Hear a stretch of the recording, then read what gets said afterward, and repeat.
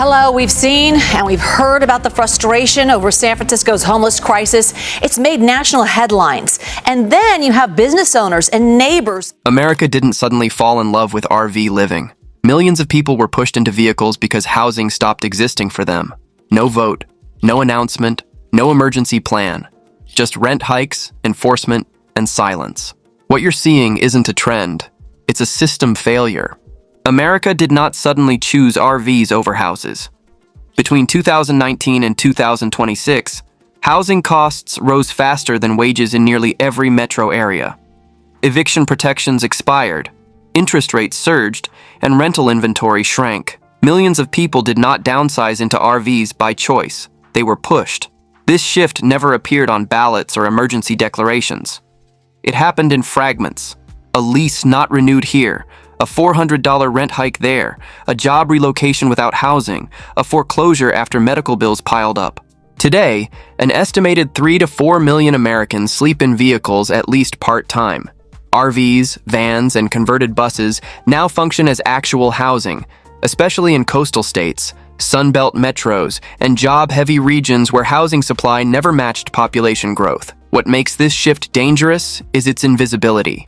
Unlike tent encampments, RVs look temporary. Unlike shelters, they do not appear in city housing budgets. Governments avoided responsibility by treating vehicle living as a lifestyle choice rather than forced adaptation. The result is a population that exists everywhere, but is officially nowhere, not counted in census data, not protected by tenant laws, not planned for in infrastructure. This silent shift did not replace traditional housing because it worked better. It replaced housing because the system failed quietly enough to avoid immediate accountability or public outrage. For over 10 years, rent increases consistently beat wage growth, creating a widening gap that no amount of careful budgeting could close. From 2013 to 2023, median rents rose roughly 30 to 40% nationwide, while median wages increased closer to 15 to 18%. That difference did not just strain household budgets. It erased financial margins entirely. When rent consumes more than 50% of income, one unexpected expense triggers total collapse. By 2024, over 22 million renter households were officially cost-burdened, meaning they paid more than 30% of income toward housing. Millions paid far more than that. What pushed people into RVs was not one dramatic spike, but cumulative pressure building year after year. Annual rent hikes of $100 to $300 compounded relentlessly. Meanwhile, wages stagnated in service jobs, logistics, healthcare support, and education. The very jobs cities depend on to function. People responded rationally. They stopped chasing apartments they could no longer afford to win. RVs offered fixed costs, mobility, and temporary financial relief. But this was not a real solution. It was economic triage. Without wage growth matching housing inflation, traditional renting simply stopped being viable for working Americans. By 2026, entire demographics, including retail workers, retirees, and contractors, simply exited the rental market altogether. RV living became the only way to stay employed while staying financially solvent. Entry-level housing did not disappear by accident. It was deliberately engineered out of the system. After the 2008 housing crash, builders shifted away from small, affordable homes toward higher-margin properties that generated better profits. By the 2020s, the average new single-family home exceeded 2,400 square feet, far beyond what first-time buyers could realistically afford. At the same time, zoning laws restricted duplexes, small lots, and manufactured housing in most American cities. Between 2010 and 2025, the United States underbuilt housing by an estimated 4 to 7 million units. Starter homes priced under $250,000 became nearly extinct in major metro areas. Condos faced rising HOA costs, insurance spikes, and financing barriers. For millions of working Americans, home ownership was not just delayed, it was eliminated entirely as an option. RVs filled that void because they bypassed land prices, down payments, and mortgage approvals completely. People did not choose RVs over traditional houses. Houses were simply no longer offered to them as realistic options. This collapse turned housing into a luxury product instead of basic infrastructure. It left working Americans to self-engineer shelter outside the formal housing market. The supply of modest homes shrank while demand exploded. What emerged was a generation locked out of ownership, forced to create housing alternatives that were never meant to be permanent solutions. RV parks were never designed to be permanent housing. Yet by 2026, they quietly became one of the largest forms of low-income shelter in the country. As rents rose and apartments disappeared, long-term RV residents replaced recreational vacationers. Monthly stays became the norm, not the exception. In many regions, RV parks now house seniors, disabled workers, families, and full-time employees with no other housing options available. This shift benefited park owners in the short term.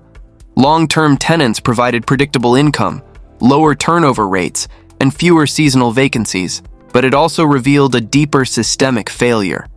America effectively outsourced affordable housing to private campgrounds with no oversight, tenant protections, or infrastructure standards. Most parks lack insulation requirements, winterization standards, healthcare access, or schooling support. Yet they function as permanent neighborhoods where people raise children and retire. By treating RV parks as recreational facilities, governments avoided classifying them as housing. That meant no federal funding, no rent control, and no legal stability for residents. Park owners can raise monthly fees without notice. Eviction processes are faster and less regulated than apartments. Residents have virtually no tenant rights. RV parks did not replace traditional housing because they were suitable alternatives. They replaced housing because they were ignored by policymakers. This created a shadow housing system serving hundreds of thousands of Americans with zero accountability. As RV living expanded, cities faced a clear choice: adapt housing policy or enforce displacement. Most chose enforcement. Instead of building housing or legalizing vehicle living zones, municipalities passed parking bans, overnight restrictions, and vehicle size limits. Towing, ticketing, and relocation orders became tools of population control. These policies did not reduce homelessness. They fragmented it, pushing people from block to block and city to city.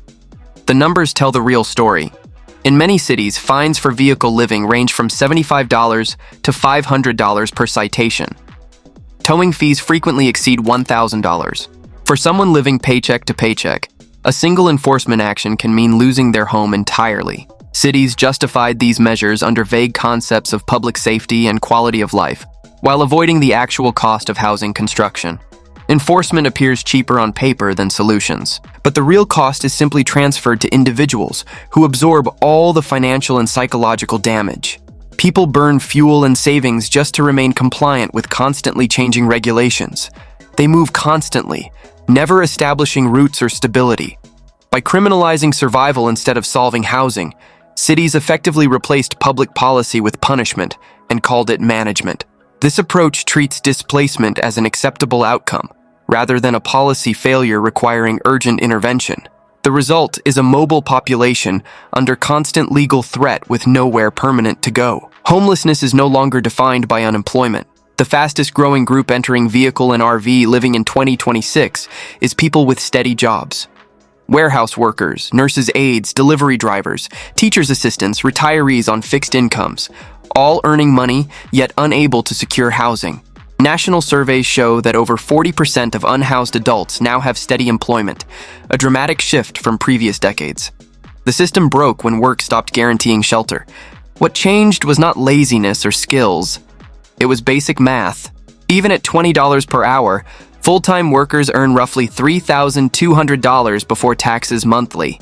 In many cities, average rents now exceed $2,000, leaving almost nothing for utilities, transportation, food, or healthcare. One car repair or medical bill collapses the entire financial structure. RVs became the fallback option because they allow people to keep working while avoiding impossible rent competition. This is not homelessness at society's margins. It is structural failure in the middle of the workforce. The danger is normalization. When working homelessness becomes common, policymakers stop treating it as an urgent crisis. They start treating it as a lifestyle category instead. That shift removes political urgency. It also erodes leverage. People who must work to survive cannot protest easily, relocate strategically, or fight citations without risking their income. By 2026, homelessness is no longer outside the economy. It is embedded inside it. The surge in RV ownership is often framed as freedom, remote work culture, or adventure. But sales data and usage patterns tell a different story entirely. Between 2020 and 2024, RV shipments spiked dramatically while campground stays shifted from short-term recreation to long-term occupancy. Many new RV buyers never actually traveled. They parked permanently. RVs were not purchased to explore America. They were purchased to survive in it. First-time RV buyers increasingly came from renters, seniors, and displaced homeowners, not traditional vacation demographics. Financing terms stretched to 15 to 20 years, signaling housing substitution rather than leisure spending. Dealers quietly marketed RVs as affordable living solutions, while lenders approved loans that resembled mortgages more than recreational vehicle purchases. This was not a lifestyle trend. It was a market response to housing scarcity. The problem is that RVs depreciate rapidly, require constant maintenance, and were never designed for permanent habitation. What looks cheaper up front becomes expensive over time. Insurance costs, repairs, fuel, campground fees, and enforcement costs add up quickly. Unlike homes, RVs do not build equity or provide long-term stability. The RV boom masked housing collapse by absorbing demand without fixing supply. It delayed public outrage by offering a temporary illusion of choice. But the financial trajectory for RV residents is downward, not upward, leading to deeper instability over time. Most Americans assume housing shortages are caused by lack of available land. In reality, they are caused by restrictive rules. Zoning laws across the United States restrict what can be built, where, and for whom. Single-family zoning dominates urban land, effectively banning duplexes, small homes, manufactured housing, and mixed-use development. Even when land exists, affordable housing is literally illegal to build on it under current regulations. This regulatory rigidity created a strange paradox. Cities prohibit modest homes while tolerating RVs in gray areas. RVs exist in regulatory blind spots including parking zones, temporary permits, and industrial fringes. Traditional housing, meanwhile, must pass years of approvals, meet minimum size requirements, parking mandates, and survive neighborhood opposition. By 2026, zoning has effectively become a gatekeeping mechanism, protecting existing property values while excluding working-class residents. The result is displacement without relocation. People are not choosing RVs because they prefer them over traditional homes. They are choosing them because they are the only form of shelter that bypasses zoning restrictions entirely. RV living is not legal housing, but it is tolerated housing in many jurisdictions. That distinction allows cities to appear orderly while remaining fundamentally unaffordable. Until zoning laws change dramatically, RV living will continue filling the gap that housing policy refuses to address. The rules designed to protect neighborhoods now prevent those same neighborhoods from existing affordably. While RV homelessness appears chaotic, local governments quietly benefited from its existence.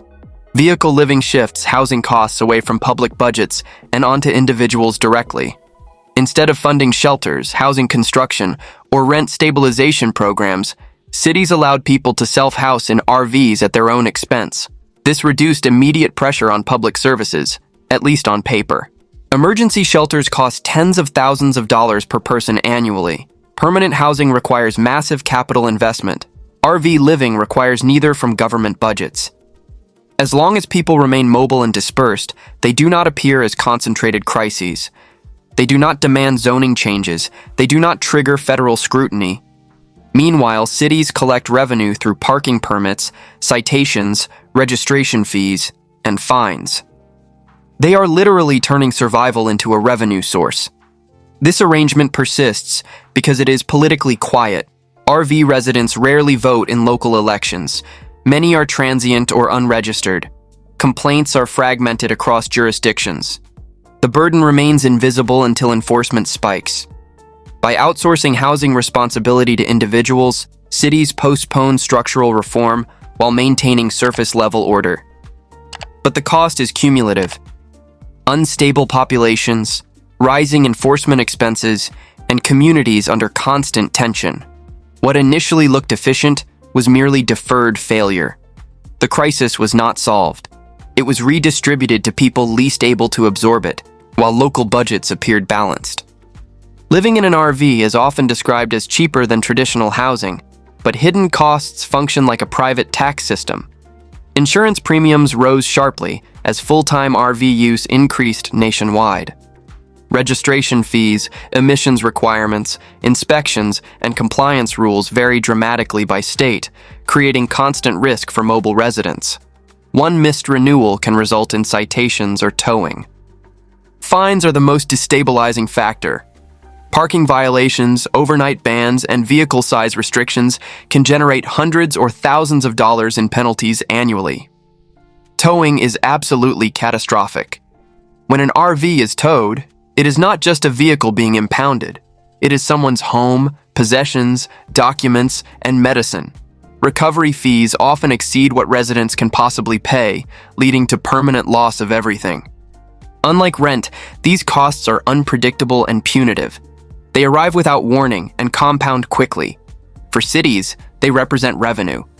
For residents, they are destabilization mechanisms. This system does not encourage compliance. It ensures constant churn. People move continuously to avoid enforcement, burning fuel and savings just to stay legal. What emerges is not freedom, but controlled instability. RV living survives only as long as people can outrun the next fine. Once citations stack up or a tow happens, recovery becomes nearly impossible. This creates a financial treadmill where residents must keep moving, keep paying, and keep hoping nothing breaks down. RV living is rarely the final stop. It is a middle stage in a downward pipeline. Most people do not go straight from stable housing to sleeping on the street. They move step by step. Apartment to RV, RV to car, car to couch surfing or encampment. Each stage strips away stability while increasing enforcement risk. What accelerates this pipeline is cost stacking. RV maintenance failures, insurance hikes, parking restrictions, and health issues push people downward faster than they can possibly recover. Once an RV breaks down or is towed, the loss is irreversible for most residents. Unlike housing eviction, there is no legal process, no tenant protection, and no recovery path. The RV becomes both asset and liability simultaneously. By 2026, many municipalities report repeat displacement cycles. The same individuals are pushed through multiple jurisdictions until resources run out completely. The pipeline is not accidental. It is structural. Every enforcement action nudges people further along it. The danger lies in how invisible this process remains. A person in an RV looks housed until suddenly they are not. By the time someone reaches the street, they are counted as chronically homeless, erasing the years of economic participation before collapse. This reframing absolves systems of responsibility. The pipeline ensures failure looks personal, not political. That makes it self-sustaining. Nobody questions whether the system created the outcome when the outcome looks like individual failure. America replaced traditional housing with RVs without officially naming it, because naming it would require ownership. If RV living were acknowledged as housing policy, it would trigger standards, funding, and accountability. Instead, it exists in a gray zone where no agency is responsible. Cities say it is a police issue. States say it is local. Federal agencies say it is not housing. This fragmentation is entirely intentional. By refusing to label RV living as a housing outcome, governments avoid metrics. There are no targets, no failure thresholds, no deadlines. RV residents are not included in housing plans, zoning forecasts, or infrastructure models. They are treated as temporary anomalies, even when they remain for years. This rhetorical trick allows leaders to claim housing progress while ignoring displacement. Policy silence also protects political careers. Housing crises cost elections. Lifestyle choices do not. As long as RV living is framed as personal preference or fringe behavior, the public remains divided. Some people see freedom. Others see nuisance. Almost no one sees policy failure. That ambiguity prevents mass outrage, which is exactly why the system persists. RV living works politically because it spreads pain thinly and invisibly across jurisdictions. No single city bears full responsibility. No single official faces accountability. The crisis becomes diffuse enough to ignore while remaining severe enough to harm millions. Without naming the problem, solutions remain impossible.